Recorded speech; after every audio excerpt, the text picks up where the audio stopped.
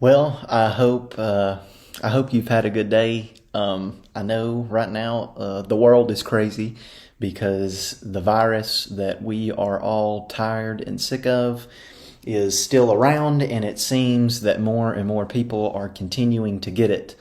But I hope as we learn about people that have the virus, that we'll pray for them, we'll love them in some way, we'll show them Jesus. If you're sick and hurting in any way, we certainly want to know about it. Uh, Firstly, to pray for you, but also if we can do anything for you at all, we want to know. We are going to continue Job. We're almost done with the book of Job. Remember, we're out of the speeches of the three friends. Their cycles of speeches are over. But now we're hearing from this very energetic and enthusiastic young guy whose name is Elihu. And last week we talked about Job chapter 32, and that's where we were introduced to Elihu. And remember, Elihu not only has a problem with Job, but Elihu also has a problem with the three friends. Remember, he's upset with the friends because the friends no longer answer Job. Job has reduced them to silence. It's not because they think, well, we just can't answer Job's arguments anymore. It's kind of as if they've just given up on Job. There's no hope for Job, so we're done speaking. But by them doing that, they've given the appearance that Job has won the argument, and since they were speaking, in their words, on behalf of God, then, well, there must be no answer. So Elihu's upset about that. Elihu is also upset with Job because he has challenged some things that he just shouldn't challenge about God, some of God's characteristics. So Elihu, like we saw last week, he's angry. He's burning with anger, and he just has to speak. Remember, he's kept his words in because he's felt that his youth demands that.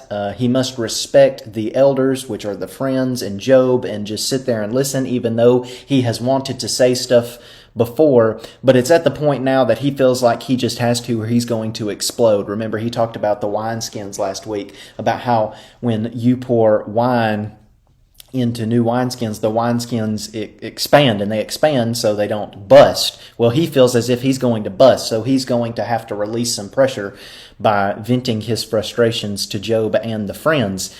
In doing so, he's wanting to instruct Job on some ways. Number one, God is just, and even though you might think that he's acting unjustly sometimes, you shouldn't question it because God is just. You get the feeling that Elihu might be speaking out of ignorance sometimes because he uses so many words. It's like he never stops talking. But Elihu thinks, as did the three other friends, Eliphaz, Bildad, and Zophar, that he is speaking on behalf of God. He understands God's ways, and he's going to instruct Job about those ways. So while we might get the impression, reading through chapter 33 tonight, that Elihu is just young and just runs his mouth and doesn't seem at times like he knows what he's talking about, his message is coming from a good place, although there's some problems with some of the things that he says. Well, like we said, we're in Job chapter 33 tonight, so if you haven't read Job chapter 33, maybe pause the video, read chapter 33, and then we'll be ready to discuss. So Job chapter 33, verse 1. But now hear my speech, O Job, and listen to all my words. Well, remember in chapter 32, he's very apologetic, Elihu is. He wants Job to know, he wants the three friends to know that he acknowledges that he is young, okay? Remember, if you're young, you don't speak. When you're in the presence of the elders, your tongue cleaves to the roof of your mouth. You don't open your mouth no matter what. Well, he's still apologetic in chapter 33, But instead of addressing everyone, he's now specifically just addressing Job, and he's exhorting Job to listen to his words. Now remember, he's already tried to show us his authority by saying in chapter 32 that he's Elihu, the son of Barachal, the Buzite of the family of Ram. So he's trying to establish some credibility and authority there. Well, listen to my words, Job. You might be this renowned elder in the community, but I have something to say to you, and it's true, and it would do you good to shut your mouth and listen. Behold, I open my mouth, and the tongue in my mouth speaks. My words declare the uprightness of my heart, and what my lips know, they speak sincerely. Now, verse 2 is it's interesting somewhat because it reminds us that Elihu has spent a lot of time listening to Job. He's given Job attention. He's given the three friends attention.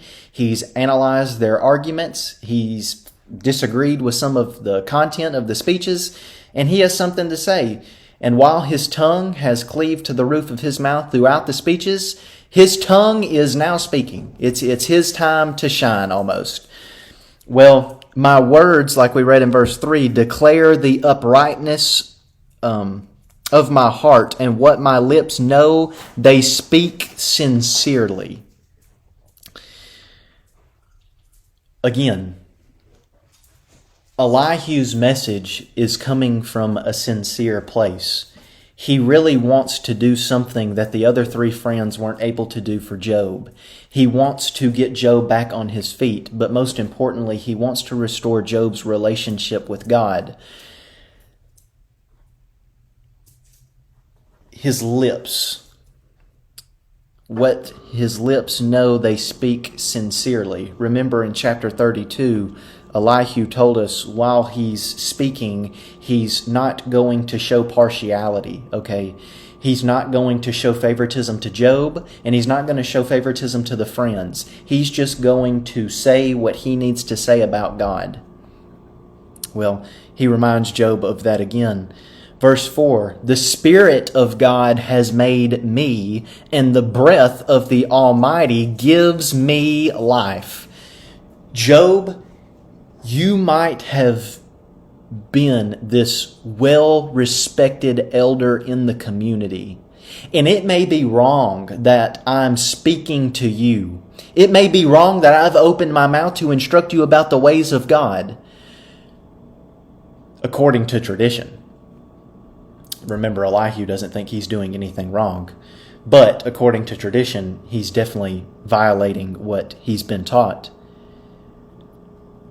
He calls Job to kind of think about the creation of man, how the Spirit of God created Adam and breathed life into Adam.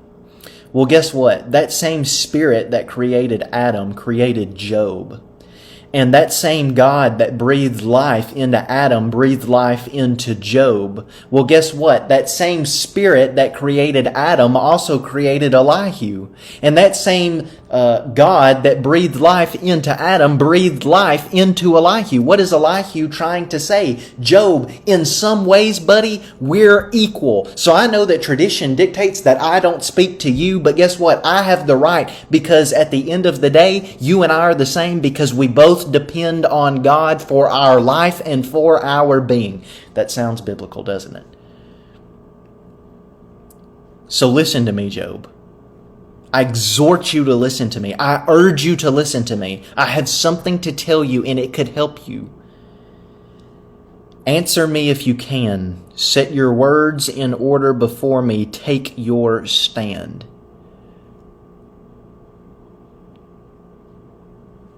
Job, when I instruct you, I'm not trying to do it in a hostile way, okay? If you disagree with what I'm saying, Job, I want you to tell me. I want you to analyze and to think about what I'm saying. And if you have arguments to go against what I'm saying, express them to me, okay? I'm not just trying to speak and just shut you down. I'm trying to help you. So see, this is where we kind of get the sense that Elihu's not at the moment appearing as if he's a jerk. Behold, I am toward God as you are. I too was pinched off from a piece of clay. Again, we're equal, Job. We both depend on God. Now, that's something that we talked about on Sunday morning. Some people may have more money than others. Some people may wear better clothes. Some people might have better jobs. You know, some people are rich. Some people are poor. Some people are wise. Some people don't have a lot of knowledge. But at the end of the day, we're all the same. At the end of the day, we have been all created by the same God, and we are dependent upon that God. That truth was true for Job and Elihu, and that truth is true for us today because remember, like we talked about on Sunday, truth does not change. That's why it is truth. Behold, no fear of me need terrify you. My pressure will not be heavy upon you. Now, Job has been afraid at times. Do you remember when Job's been afraid? He's been afraid when he's wanted to talk to God. Remember, he's demanded to speak to God, and he wants to do it, face to face. The problem is he can't find God because God seems hidden and he doesn't know how to summon God. Well, when he thinks about coming before God and arguing his case before him, Job at times is fearful of that. Now, notice what Elihu says, though, like we just read. No fear of me, behold, no fear of me need terrify you. My pressure will not be heavy upon you. Job, I am acting as God's representative, but I'm a human, buddy. Remember, I'm like you. We're equal. We've been made by the same God. So while you might be afraid to talk to God about what's going on, don't be afraid to talk to me about it because I'm a man like you. That's kind of comforting and reassuring, I would think. Surely you have spoken in my ears, and I have heard the sound of your words. You say, I am pure without transgression. I am clean, and there is no iniquity in me. Behold, he finds occasions against me. He counts me as his enemy. He puts my feet in the stocks and watches all my paths. Well, very quickly, he summarizes what he has at least thought Job has said so far. He's tried to summarize his position, and he's done it in what? 1, 2, 3, 4 verses. Okay. Well, notice Elihu is guilty of doing something that the other friends we've seen have been guilty of doing. They hear Job say, I'm sinless. Job has never said at all, at any point in the book, that he is sinless. He's never said he has no iniquity. He's never said that he's without transgression, and he's never said that he's pure in the sense that he's sinless. He's said that his prayers, I think we've seen, are pure. But I think that's the only thing. Notice Job, back on James for some reason, we're finished with James. Job says that he's blameless and upright. That's what Job has said.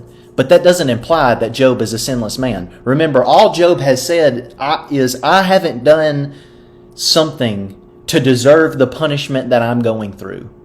I haven't done something so heinous that I should lose my property, I should lose my family, I should lose my livestock, I should lose my servants, I should lose my friend. I haven't done anything to deserve that.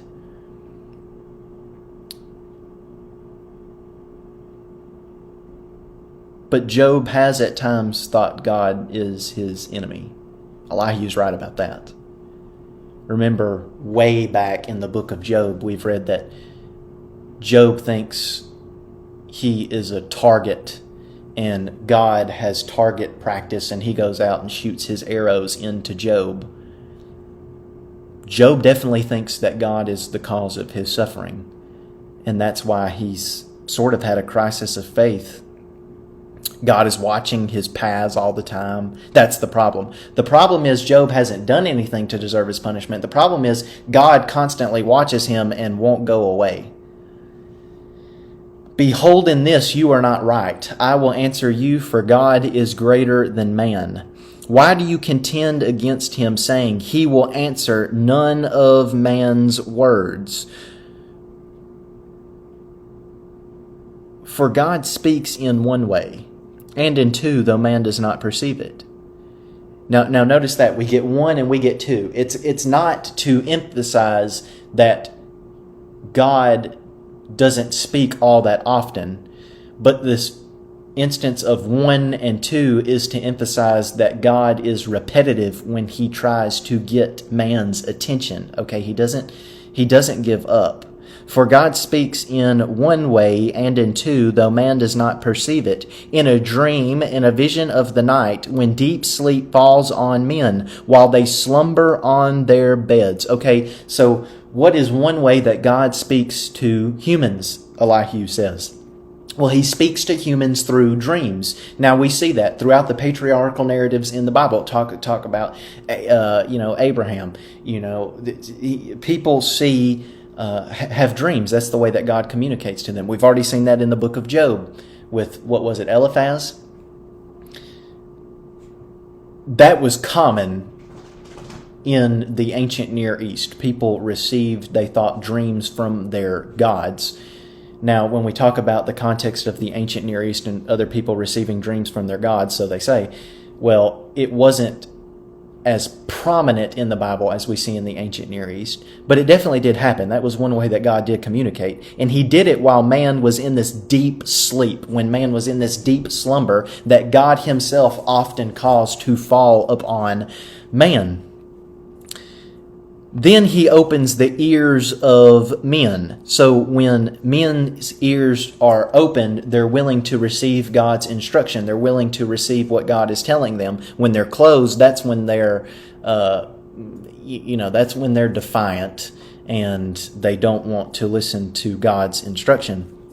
And he terrifies them with warnings, that he may turn man aside from his deed and conceal pride from man. So, number one, why does God communicate with people?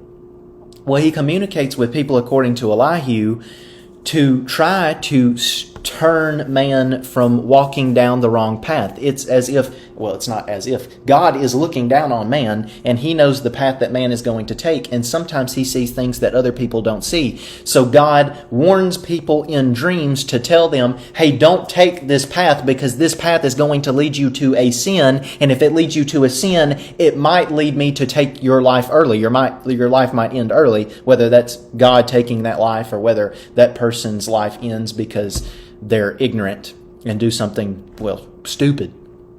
Well, notice this, that he may turn aside man from his deed. That's not a sinful deed. That's just he needs to be corrected. He needs to be steered in another way, and conceal man from pride. That's the sin. Man gets to such a position that he thinks, man, I'm better than everybody now. I have everything I need, and because I have everything I need, I'm going to try to add to the image of myself. I want to build myself up more, and that's when man starts taking advantage of others, and that's when bad things start to happen. Remember, we've seen this picture throughout the book of Job. These wealthy people. And then all of that's taken away from them by God. God punishes those people. He keeps back his soul from the pit, his life from perishing by the sword. Man is also rebuked with pain. So remember, God can communicate, according to Elihu, to man by dreams, but he also communicates man is also rebuked with pain on his bed and with continual strife in his bones, so that his life loathes bread and his appetite the choicest food. His flesh is so wasted away that it cannot be seen, and his bones that were not seen stick out. His soul draws near the pit, and his life to those who bring death. So God might communicate through a dream, but God also might cause pain to come to a person, to inflict a person. In fact, that pain might be so severe that a person can't eat. Does that remind you of Job? Yeah. That a person can't eat. That a person can't sleep, that a person's bones are seen by others as they walk around because they're so skinny. They've wasted away in a sense. Why does God, according to Elihu, inflict pain and suffering upon a man to instruct him, to correct his behavior so that he doesn't sin. He does it to steer man in another direction.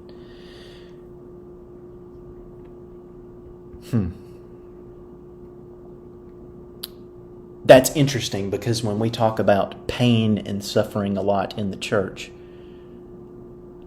a lot of people don't think that some suffering is brought about by God for the benefit of man. Well, I take that back. I think we think that God inflicts pain and suffering on somebody and it can be for man's benefit. But we don't think about it in a sense that God is steering us from doing something that is going to cause harm to our soul. Now we have to be careful because people suffer for many different reasons, and a lot of times we just don't know why people are suffering. But we need to help them take comfort in the fact that God loves them, and they too, like Job, can persevere through their suffering like we see in James chapter 5, and not walk away from God, but come out better in the end. We're going to stop right there because we're going to have a good bit to say about the rest in chapter 33 next week. As always, like we said at the beginning, if we can do anything for you, please let us know. And if you are sick, please let us know. We want you to know we love you and we want to be praying for you. I know this is a difficult time for a lot of people because a lot of people are sick, but together, with the help of our God, we can get through anything. God bless.